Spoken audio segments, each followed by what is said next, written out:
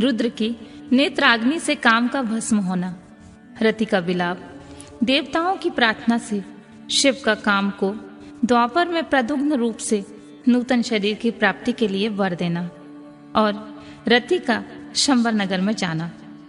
ब्रह्मा जी कहते हैं, मुने, काम अपने साथी बसंत आदि को लेकर वहां पहुंचा। उसने भगवान शिव पर अपने बाण चलाए। तब शिव जी के मन में पार्वती के प्रति आकर्षण होने लगा। उनका धैर्य छूटने लगा। अपने धैर्य का हास होता देख महायोगी महेश्वर अत्यंत विस्मित हो गए और मन ही मन इस प्रकार चिंतन करने लगे। शिव बोले, मैं तो उत्तम तपस्या कर रहा था, उसमें विघ्न कैसे आ गए?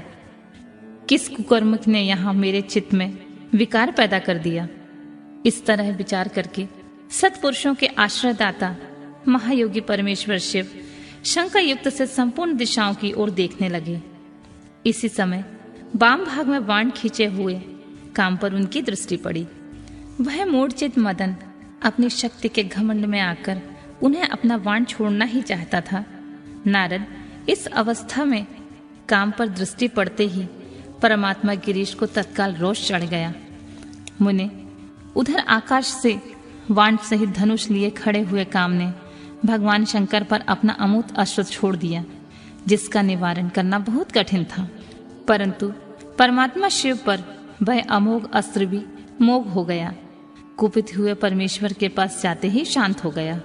भगवान शिव पर अपने अस्त्र के व्यर्थ हो जाने पर मम्मथ काम को बड़ा भय हुआ। भगवान मृत्युंजय को सामने देखकर वह कांप उठा और इंद्र आदि समस्त देवताओं का स्मरण करने लगा। मुनि श्रेष्ठ, अपना प्रयास निष्फल हो जाने पर काम भय से व्याकुल हो उठा था। मुनीश्वर कामदेव के स्मरण करने पर वे इंद्र आदि सभी देवता वहां आ पहुंचे और शंभु को प्रणाम करके उनकी स्तुति करने लगे। देवता स्तुति कर ही रहे थे कि कुपित हुए भगवान हर के ललाट के मध्य भाग में स्थित तृतीय नेत्र से बड़ी भारी आग तत्काल प्रकट होकर निकली। उसकी ज्वालाएं ऊपर की ओर उठ रही थीं और वह आग धू धू करके जलने लगी। उसकी प्रभा प्रलय अग्नि के समान जान पड़ती थी। वह आग तुरंत ही आकाश में उछली और पृथ्वी पर गिर पड़ी। फिर अपने चारों ओर चक्कर काटती हुई धराशाही हो गई। साधु, भगवान क्षमा कीजिए, क्षमा कीजिए। यह बात जब तक देवताओं के मुख से निकले तब तक ही उस आग ने कामदेव को जलाकर भस्म कर दिया। उस वीर कामदेव के मारे जाने पर देवताओं को बड़ा दुख हुआ। वे व्याकुल हो, हाय यह क्या हुआ, ऐसा कह कहकर जोर जोर से चित्कार करते हुए रोने बिखरने लगे।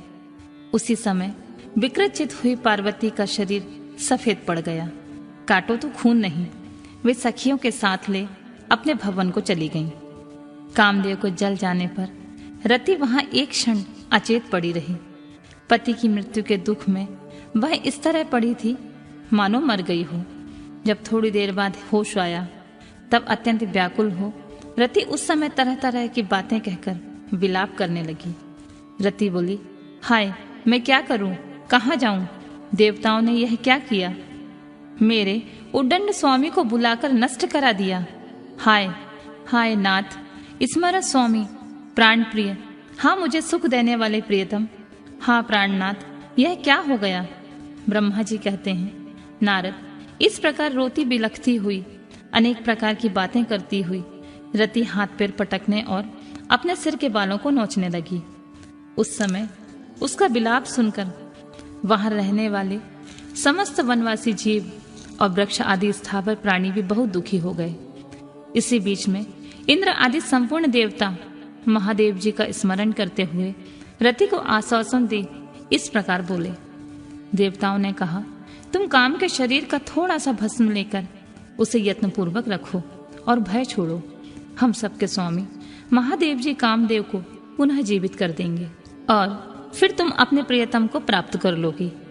कोई किसी को ना तो सुख देने वाला है और ना कोई दुख देने वाला है। सब लोग अपनी अपनी करनी का फल भोगते हैं। तुम देवताओं को दोष देकर व्यर्थ ही शोक करती हो। इस प्रकार रति को आश्वासन दे सब देवता भगवान शिव के पास आए और उन्हें भक्ति भाव से प्रसन्न करके यूं बोले। देवताओं ने कहा, भगवान शरणागत वत्सल महेश्वर, आप कृपा करके हमारे इस शुभ वचनों को सुनिए। शंकर, आप कामदेव की करतूत पर भली भांति प्रसन्नता पूर्वक विचार कीजिए। महेश्वर, काम ने जो यह कार्य किया है इसमें उसका कोई स्वार्थ नहीं था। दुष्ट तारकासुर से पीड़ित हुए हम सब देवताओं ने मिलकर उससे यह काम कराया है नाथ। शंकर, इसे आप अन्यथा ना समझें। सब कुछ देने वाले देव गिरीश, सती साध्वी रति अकेली अति दुखी होकर विलाप कर रही है। आप उसे सांत्वना प्रदान करें। शंकर, यदि इस क्रोध के द्वारा आपने कामदेव को मार डाला तो हम यही समझेंगे कि आप देवताओं सहित समस्त प्राणियों का अभिसंहार कर डालना चाहते हैं। रति का दुख देखकर देवता नष्टप्राय हो रहे हैं, इसलिए आपको रति का शोक दूर कर देना चाहिए। ब्रह्मा जी कहते हैं, नारद, संपूर्ण देवताओं का वह वचन सुनकर भगवान शिव प्रसन्न हो उनसे इस प्रकार बोले, देवताओं और ऋषियों, तुम सब आदर पूर्वक मेरी बात सुनो। मेरे क्रोध से जो कुछ हो गया है वह तो अन्यथा नहीं हो सकता, तथापि रति का शक्तिशाली पति कामदेव तभी तक अनंग शरीर रहित रहेगा जब तक रुक्मिणी पति श्री कृष्ण का धरती पर अवतार नहीं हो जाता। जब श्री कृष्ण द्वारका में रहकर पुत्रों को उत्पन्न करेंगे तब वे रुक्मिणी के गर्भ से काम को भी जन्म देंगे। उस काम का ही नाम उस समय प्रद्युम्न होगा, इसमें कोई संशय नहीं है। उस पुत्र के जन्म लेते ही संवरासुर उसे हर लेगा। हरण के पश्चात दानव शिरोमणि शंबर उस शिशु को समुद्र में डाल देगा। फिर वह मूल उसे मरा हुआ समझकर अपने नगर को लौट जाएगा। रते, उस समय तक तुम्हें शंबरासुर के नगर में सुखपूर्वक निवास करना चाहिए। वहीं तुम्हें अपने पति प्रद्युम्न की प्राप्ति होगी। वहां तुमसे मिलकर काम युद्ध में शंबरासुर का वध करेगा और सुखी होगा।